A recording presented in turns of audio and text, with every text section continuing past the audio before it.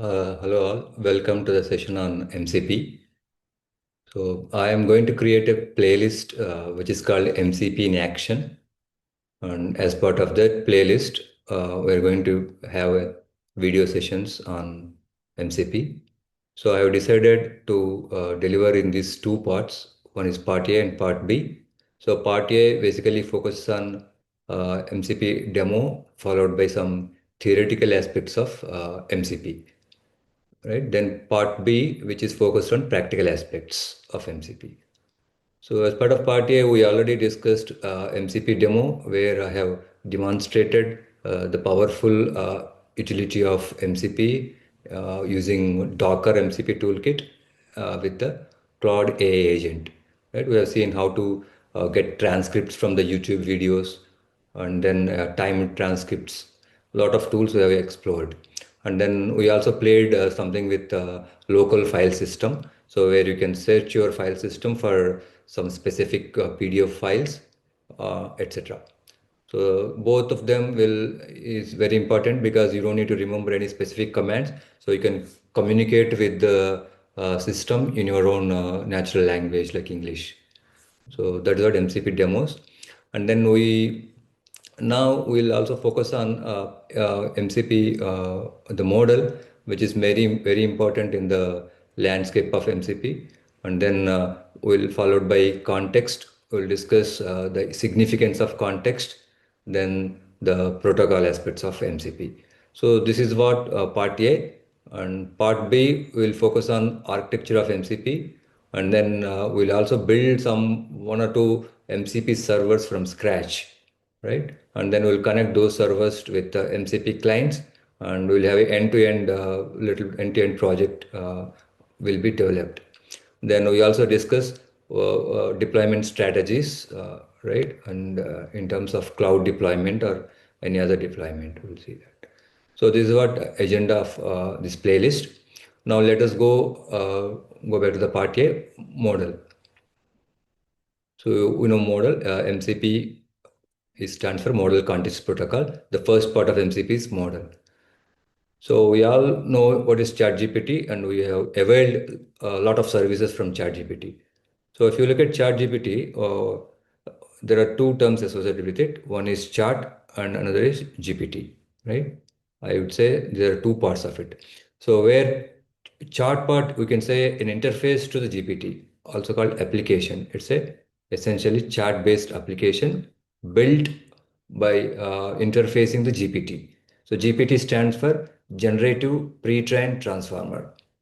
And this is what model when we say, and is also called language model and large language models in particular. So the aim of the agenda of this session is to understand LLM in detail. Right? So see, before getting into the MCP, I want you to get your foundation strong in the field of AI. So that is what this series of videos all about. So first, let us understand what is language model. Before getting into the language model, what is model in general? In if you look at it in terms of physics, generally physicists, a scientist will model the phenomena of something in physical world by using mathematics. Let's say if you take Newton, so Newton has Newton's law of motion, right? So the second law of motion says F equal to ma, right? The force acted upon an object is related to the mass and the acceleration of that object movement. So they have modeled using this mathematical formula for the physical phenomena, right? So similarly, would like to model the language, right? The language model. Would like to model the language so that a machine can understand, right? A system can understand and generate text based on the patterns it has learned from large amounts of language data. So this is what our aim. So if you go into the deeper, if you say it will predict the next word in a sentence given the previous words. So let's say there is a model, which a mathematical model we could say, which has learned understand the language, right? And then if you give a sentence, an incomplete sentence, let's say, so it should generate the next word, right? next word to complete that sentence, right? And for example, if you say the sky is, the answer is most likely blue. So, probably that means the model, the machine, the mathematical model understood the language. So then only it can complete this sentence. So in that process, it will understand the grammar, structure, and meaning from the text data. So this is what language model is all about. So if you recall, if you see, there are a lot of books, right? Online books available. So when you feed all these books to the model or to the machine, right, then you can generate a model out of it. So for example, right now I don't know what is that mathematical model. I would say simply a black box. Think of this is a black box where I feed all the textbooks, right? All the materials available in the World Wide Web. Then this black box understand the sentences and the language and the grammar part of the language, structural part and everything. Then it will generate a model. Now by using this model, I can I can generate most text. If I give some incomplete sentence, the model will fill that complete sentence. So think of this in terms of a movie, right? If you recall that movie Robo, so probably that machine will read all the books, right? And then it can answer any questions. So this is what model. When you look at large language model, it's again, it's almost the same as the language model, but only thing is that the number of parameters are more in the context of large language model. When you say parameter, think of this model as if you think of this model as a mathematical model. Let's say very simple, I would say, uh, let's say W equal to Wx, Y equal to Wx plus some M or some C. So in this case, we call this as the W as a parameter. And this entire thing we will refer to as a model. This is a very simple model. In this which case, there are only two parameters, W and M. Right? There are two parameters. Now, in case of large language model, that mathematical model will have billions of or millions of parameters because it has been trained on massive data sets, and then it uses some architecture called deep neural networks. We'll see what is deep neural networks. And for example, these models are built on transformer architecture. We'll see what is transformer. And these are example GPT and BERT. These two are based on LLMs based on transformer architecture. They are very powerful because they can summarize a given text and they can translate from one language to another. They can also perform coding, right? And they can do conversation with the human beings. And the beauty of these large language models is they can understand the context and relationships, right? See, small language models probably if you give us two words, let's say Hyderabad and let's say Chennai, the large language model, not large, the small language model may interpret them as two nouns or two words, I mean two nouns, and maybe they say two places. But when it comes to large language models, they will understand the more context of it. Like Hyderabad and Chennai, they are capital cities of southern states, right? Hyderabad, you will see people speaking in Telugu, and Chennai people speaking in Tamil. There are a lot of relationships, a lot of context that can be identified, that can be extracted by using large language model. And this is not so with this language model. That is the only difference. Otherwise, LLM is also very powerful, right? For example, GPT-4, GPT-5, they're all large language models, Llama and Falcon. Um, so that is what, so we have understood what is ChatGPT, and chat is application interface. GPT is a model, LLM. Then we have just gone through what is a model in terms of physical world, physics, and then we explored what is language model. Then we have covered what is large language model. And let's see the history of large language model, LLMs, or any language model in specific. Somebody is maintaining this tree in GitHub, thanks to the provider.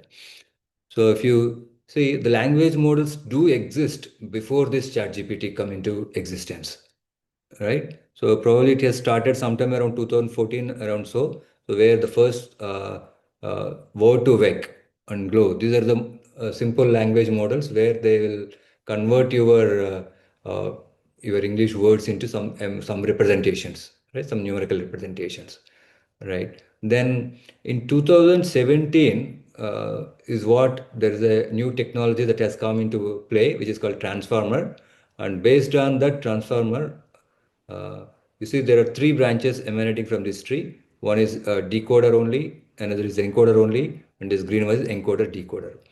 So all the models, LLMs, are based out of decoder, right? And all the models are here based out of encoder.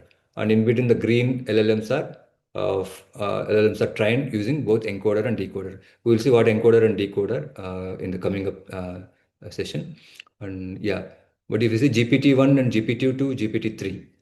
So if you recall the history, the chat GPT is actually GPT 3.5, right? Which is announced in around 2022, right? But in 2019 itself, there is a GPT-1 and later GPT-2. These are LLMs, but they have not been made available to the public for conversation. Rather, they are announced these two and released for the consumption of developers and research, only for research purpose. And yeah, and GPT-3 here. GPT-3, first time they have made API interface to the external world. They have actually commercialized the GPT in this instance. And then these are all, we could say, based on foundation models, base models. Then in GPT 3.5, it actually a base model which is fine-tuned to make conversations with the humans, right? So it has been conversational AI.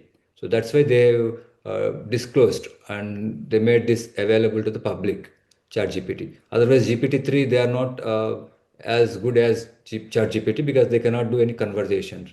We'll see the difference between pre-training and fine-tuning. You need to understand these two terms. Um, One is uh, pre-training, another is fine-tuning. So pre-training is basically GPT-2 and GPT-3. They are only pre-trained models, right? And they can do text completion tasks. And if you want them to a specific task, right, then it is called fine-tuning. So that is what ChatGPT is done for. If you look at this ChatGPT, GPT 3.5, it has been fine-tuned on instruction-based, dialogue-based training. Let's say, if you say summarize this text, that's an instruction, right? The earlier models cannot do this conversation. Now, because they have not been fine-tuned on conversational aspects of it. So that's what ChatGPT. And if you look at there are Llama models also, which are developed from a Meta company, and there are also other models like Claude. Claude is from Anthropic, right? So these are all decoder-based models, which are good for conversational products. And encoder only models are basically they represent the language in a very context sensitive, right? And then we also have the encoder and decoder based model.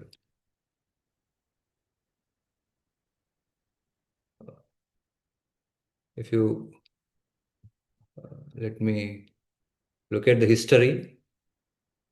This is what I am talking about, history.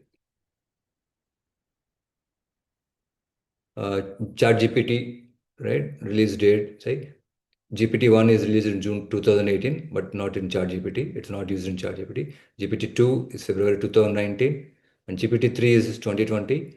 So GPT 3.5, where actually it is late 2022, where it has started available in ChatGPT. This is the first model used in ChatGPT, November 30. And GPT-4 and GPT-4o, they are very advanced models, and their parameters are very large in number. When you say number of parameters is large, they're more powerful. The models are more powerful. So this is the history of evolution, I would say evolution of large language models. And yeah, so this evolution is possible only because of this transformer, the architecture called transformer. So and this transformer architecture will say this is, there are two parts to it, and this part is called encoder, and this right side part is called decoder. So this is the architecture of transformer. There are multiple units, so don't worry about these all the internal units. Uh, think of this as a block box, and which has two parts, encoder and decoder. So, and this you can read if you can have time. Please go through this paper, which is called "Attention is All You Need," which is a remarkable paper, which has changed the AI landscape, right, in higher detail. So this is developed by Google, thanks to the Google. So they have developed this transformer architecture. So using this transformer architecture, they have demonstrated the machine translation task, right? And they brought this LLM. So go through this transformer architecture because this is a very powerful paper and it's a landmark in the history of LLMs, I would say. So in the above, we have seen LLMs which are based on encoder, and some LLMs are based on decoder, and some are based on both. So this is transformer. And if you look at each unit, this multi-head attention, feed forward, right, embedding, these are all coming out of neural network. So each part is nothing but a neural network architecture.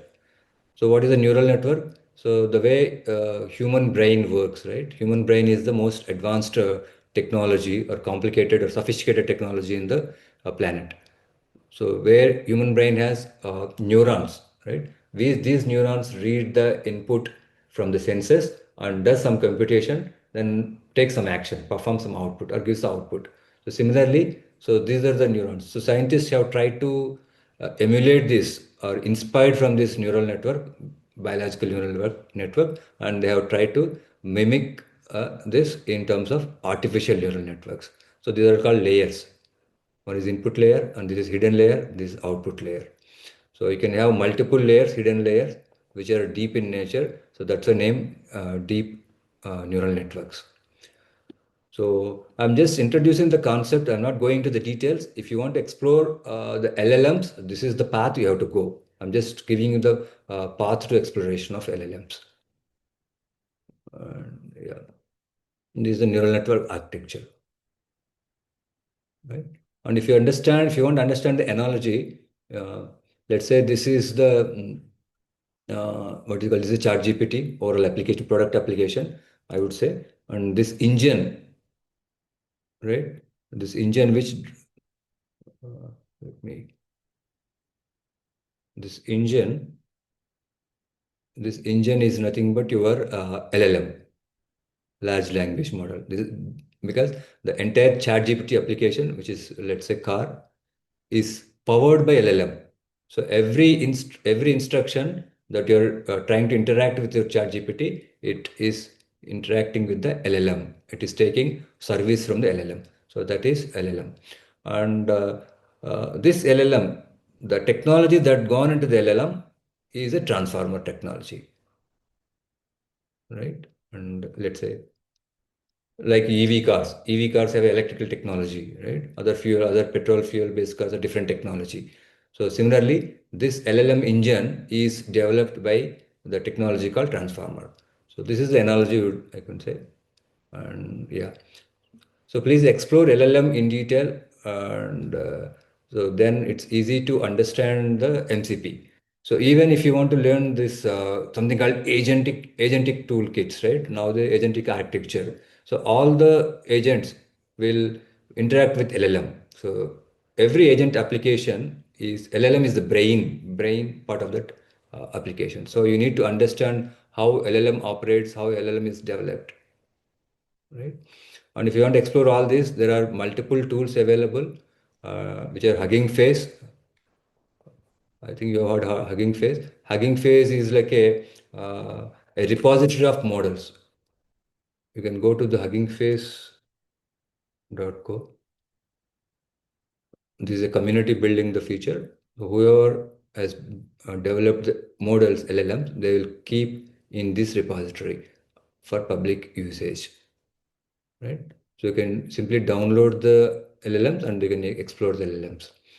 And if you want to explore, if you want to write a code, there is something called colab.research.google, because most of these LLMs need computation power. The computer, the laptop or desktop that you have had may not be sufficient to execute such large programs, or not programs, such computation power. That computation power is not sufficient. Thanks to Google and other even companies also, they have cloud-based computation. So if you go to colab.research.google.com, so you can write code in this, right? It powers some interface. This is essentially Python-based interface. You can write Python-based code, and then you can explore. You can explore the LLMs. So that is colab.research.google.com. And the framework, the language framework, there are a lot of other frameworks also like TensorFlow and PyTorch, but I would prefer mostly PyTorch framework. So you can write LLMs, interacting with LLMs or developing LLMs on your own. So use the PyTorch framework. And then GitHub. So GitHub is the code repository. So when you develop any small project, make sure it is available, it is pushed to the GitHub repository so that you can make a presence on the online. And then I'd also recommend to read research papers, like the paper I have shown in 2017, right? Attention is all you need. So you need to be catch up with the latest trend and latest research that is happening in the AI landscape. So I would prefer you. I would want you to go through the latest research papers. So this is all about model, and this is all. If you want to make any journey in the generative AI, so this is the path you need to follow, right? So this is the first aspect of model. So once, yeah, then we'll go into the context in the next session. But this is all about model. Okay, thanks for watching this session.